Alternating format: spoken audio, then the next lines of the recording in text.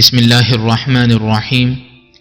السلام علیکم ورحمۃ اللہ وبرکاتہ۔ ابو لہب کے دو گھنونے جرم کون سے تھے؟ ابو لہب کا پہلا جرم یہ تھا کہ عرب میں نہ کوئی حکومت تھی اور نہ قانون، قبائل آپس میں جڑے ہوئے تھے۔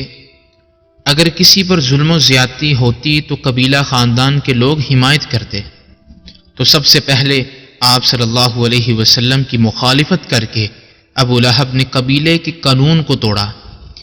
اس کی وجہ ہی سے بنو مطلب کو شعب ابی طالب میں محصور ہونا پڑا، اور ان کا ہی چھوٹا بھائی ابو طالب ساری زندگی قریش کی مخالفت مول لے کر محمد صلی اللہ علیہ وسلم کی حفاظت کرتا رہا، اگرچہ آخر تک ایمان نہیں لایا۔